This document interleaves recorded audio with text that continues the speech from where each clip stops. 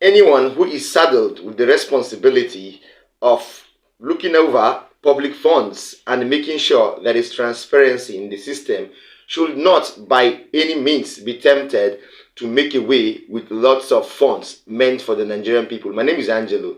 This is Nation Voice Tower, your most preferred YouTube channel. How have we been? As for we over here, we've been doing perfectly okay. The former government of President Muhammadu Buhari has been so infested with corrupt people and questionable public officers without any sort of backup. What I'm trying to say is it's been infested with lots of bad people and corrupt leaders that we even lost count of how many of them partook in money laundering activities during the administration. But one of them has not gone unnoticed. The former Accountant General of the Federation, Malam Ahmed Idris, was actually one of the culprits. And he was exposed and arrested by the Economic and Financial Crimes Commission over alleged money laundering to the tune of 80 billion naira. And this is the main or the core of this expose today. You know, he was saddled with the responsibility of looking over public funds and ensuring transparency in the former administration of President Muhammadu Buhari. But this man, Malam Ahmed Idris, went the wrong way and looked the other way, threw caution to the wind, and was involved in stealing Nigeria's money within the tone of 80 billion naira. This expose is so exclusive. Nobody wanted us to let it out, but it must be out. And this particular case must be brought back because it has been swept under the carpet and nobody is saying anything about it. So this man must be brought back. He was granted bail sometime to the tune of 9 million naira, but he is still moving freely, and the EFCC have done little or nothing to recover these funds. This is the more reason why I want us to really give our attention to this expose, because when the right people lay their hands on this, they will be able to delve into investigations and bring out the files that have to indict this same former Accountant General of the Federation, Malam Ahmed Idris. So, without wasting much of your time, our sources have revealed lots of revelations or lots of information which we are trying to make available within the next few seconds.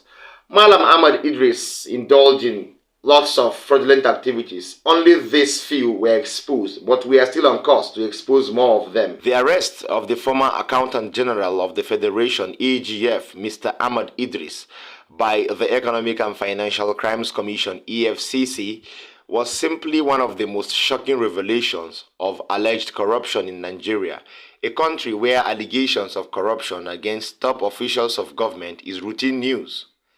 According to the EFCC, Mr. Idris was arrested in connection with alleged diversion of funds and money laundering activities to the tune of 80 billion naira. The anti-corruption agency says its verified intelligence showed that the AGF raked off the funds through bogus consultancies and other illegal activities using proxies, family members, and close associates. About 17 houses in London, Lagos, Kano, Abuja, and Dubai have been traced to him. In Abuja, some of the houses are located in serviced estates. In no small measure, the alleged fraud by Mr. Idris is both literally and symbolically a big blow to the administration of former President Muhammadu Buhari. Upon assumption of office as president in 2015, Muhammadu Buhari appointed Mr. Idris amongst the first set of top bureaucrats to drive the new democratic government's agenda. Mr. Idris' appointment, made on June 25, 2015, was way ahead of those of ministers, ostensibly because he was to pilot the transparency and accountability agenda of the administration.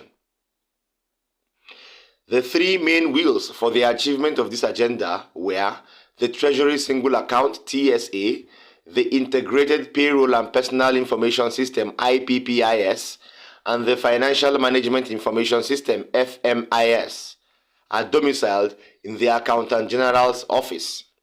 They are meant to support the automation and integration of public financial management processes to control treasury operations, transparent accounting, and reporting system. It is therefore disturbing that the same man vested with these all important responsibilities has been caught with soiled fingers. His case is more disappointing because he is accused allegedly of stealing such a stupendous amount of 80 billion naira, literally 40 times more than the alleged 2 billion naira fraud for which the EFCC dragged his predecessor, Mr. Jonah Oguni Otunla, before the Federal High Court in Abuja in 2017. For Nigeria as a country, it is bad enough that a former Accountant General of the Federation, Mr. Otunla, was quickly arraigned alongside 8 others on a 5-count charge of fraud. It is therefore unspeakable to have his sitting successor arrested for allegedly committing 40 times more fraud. The duties of the AGF are meant to frustrate or forestall corruption. The AGF serves as the chief accounting officer of the receipts and payments of the government of the Federation, supervises the accounts of the federal ministries and extra ministerial offices and other arms of government, amongst several others. Ethically, therefore, the AGF should not be the candidate to engage in this kind of fraud, but beyond that, it is unbelievable that the fraud was committed under the nose of the anti-corrupt desk as the AGF's office. Why was it then difficult for the personnel of the anti-corruption agencies posted to government offices to track those corrupt activities and report to their headquarters? Worse still, every 4 years, top government officials are meant to declare their assets at the Code of Conduct Bureau, CCB. Why did the CCB fail to detect the acquisition of these properties by Mr. Idris, even if they were through proxies? From the EFCC's preliminary investigations, it can be deduced that some of the funny consultancies used as conduit pipes for stealing the 80 billion naira were built into the country's budgets over the years. If so, then, issues raised by the media and civil society organizations about frivolous, duplicated and suspicious line items in the country's budget, if dealt with, would have prevented this monumental fraud. Moreover, Nigeria now recall with a hint of sad irony that Mr. Idris dismissed allegations of inherent corruption in the implementation of the IPPIS, the kind of corruption that enables those at the back end of the technology of siphoning funds from the system. It is clear that riding on absolute thrust from the president and standing on the enormous constitutional powers he has from former President Muhammadu Buhari, Mr. Idris has allegedly stolen the country blind. The alleged 80 billion naira fraud may be a tip of the iceberg, as there could be bigger corrupt and money laundering activities still hidden from the public. We therefore call on the EFCC to dig deeper and, if necessary, engage the services of digital and forensic accounting experts to track any frauds that has happened both from the former President Muhammadu Buhari's government and that will happen in the government of Bola Ahmed Tinubu. But before then, all those who participated in this alleged fraudulent act must be rounded up. This case must not be swept under the carpet just like others and like several other corruption cases. It must be prosecuted to the logical conclusion, and its findings must be made public. All right, you've really come this far. You've watched the expose. The former AGF was somebody who was thought to be a very silent man, who was actually diligent and who we thought was dogged in displaying or in the act of carrying his duties. But surprisingly, he was arrested. And I will keep on saying, if former President Muhammadu Buhari is not brought to answer questions, then I think we are just joking. Maybe because this administration belongs to his party, and that was the reason why everybody paid deaf ears to the fact that Bola Tinubu illegally became Nigeria's president. Of course, we all know that if another party had become Nigeria's president, not only will all the members of the former President Muhammadu Buhari's administration be probed, but Buhari himself will be probed. And that is the more reason why APC wanted to take power by all means. Secondly, the governor of Kogi State, Yahaya Adoza Bello, in a political squabble with the governorship candidate of the Social Democratic Party, SDP, in Kogi State, has really blown hot as officers of the Nigerian police force stormed the candidate's residence with no fewer than 3 men killed, alleging them to be thugs, political thugs. I have this strong information coming from one of the members of the Muri Sam campaign organization. That is the campaign organization of Alhaji Murtala Ajaka, the SDP governorship candidate in the state.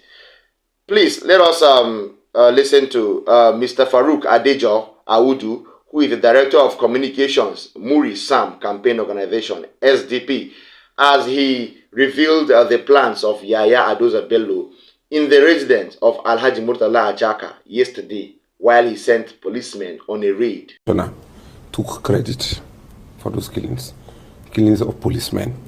What happened was that early this morning... I don't understand. I mean, you're saying the Commissioner of Police in... The PRO of the Kogi State Police Command issued a statement and said that policemen had gone to the house of our DG to look for thugs that were camping there. That was why they went to go and look for thugs. And in the course of looking for the thugs, they killed 3 thugs and arrested some. Now, to the best of our knowledge, I think about 4 people were arrested. One of them is the DG, is the director of campaign, the director of a new media for our campaign. There were no thugs in that house at all. There were no thugs. And even if they were thugs, how do you invade the house of the DG of our campaign with an armored tank? The armored tank was supplied by the DSS in Kogi, by the director of DSS in Kogi. His name is Tosin Ajayi. And you have that for a fact? Where else would thugs get armored tank? Black armored tank. Let me tell you what happened. Wednesday last week, I issued a statement because we got wave of this plot to go and attack our DG and our youth leader. They were actually going there to go and kill those people and claim that they went to arrest them and resisted arrest and accused them of all sorts of things. So we cried out and they retreated. How well do you know this for a fact? Because we're talking about state actors here. You're talking about the DG, the state director of SSS in Kogi State. His name is Tosin Ajayi, yes. Tosin Ajayi, let me tell you, I'll give you the background. Tosin Ajayi is the 3rd highest ranking DSS officer in Nigeria. He's the Deputy Director General of DSS. For no reason on earth should he still occupy the low office of director. Tosin Ajayi has rejected every attempt to transfer him from Kogi. He's not the only one. There's another person working in the headquarters here. He was the former director of DSS in Kogi. These are the people who are working with Yabelo, and any commissioner of police that comes, they co-opt him into it. Working with the governor?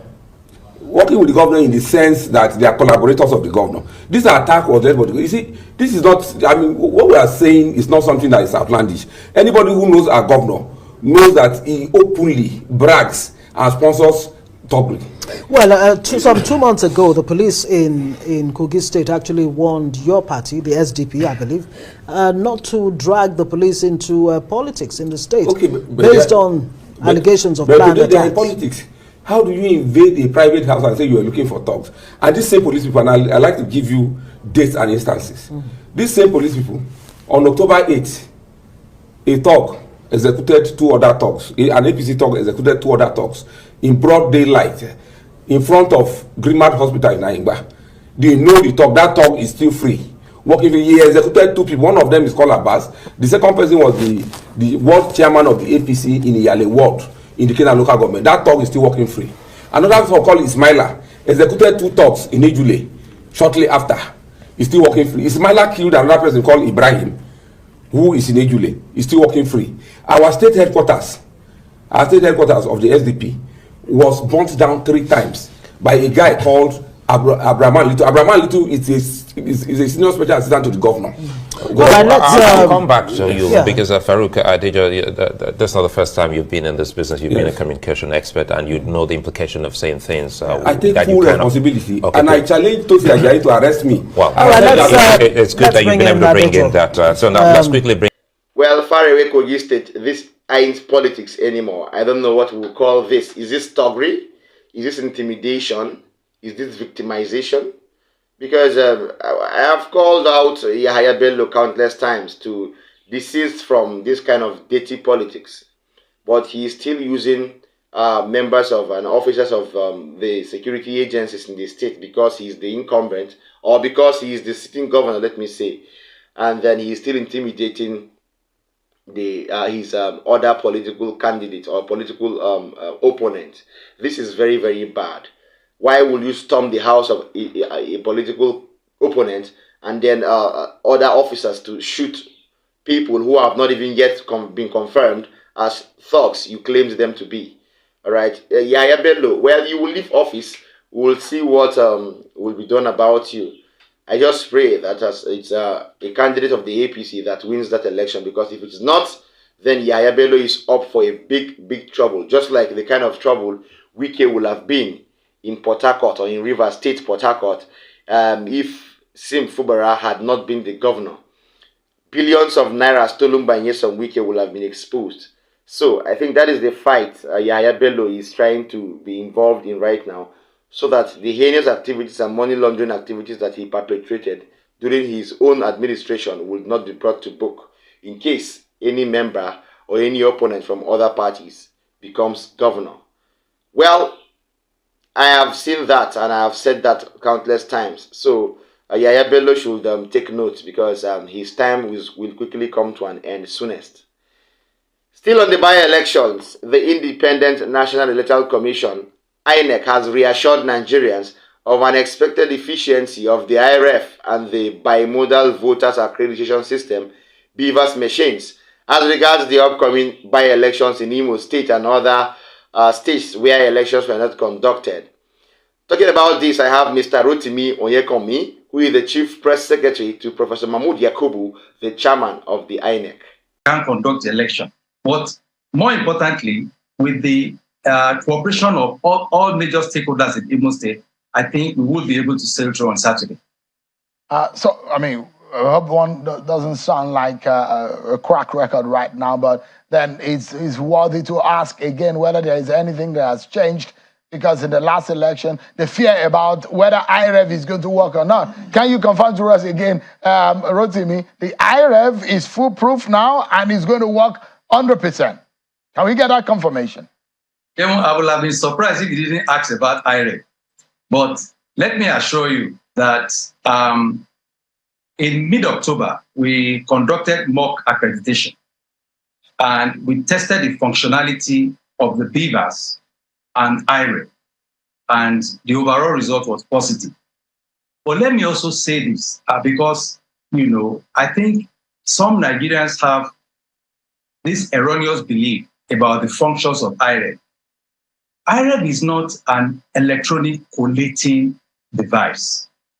All it does is to receive polling unit results from the polling units as uploaded by the presiding officer using the BVAS, and just display it to anybody that clicks on a particular Form EC8A in any local government, in any state, according to what the person that is navigating wants to see. It's like a PDF format of the result sheet that is uploaded to that place. It doesn't do any other thing. If you just imagine the notice board in your office, which is permanently there, and when people want to, people to know about things, they will just go and put the thing there. The other use a pin to stamp it there. And again, it's like the scoreboard in a national stadium or in a stadium where when the goal is scored, is displayed on the board. So it doesn't do any other thing. The scoreboard cannot manufacture goal. That's what it does.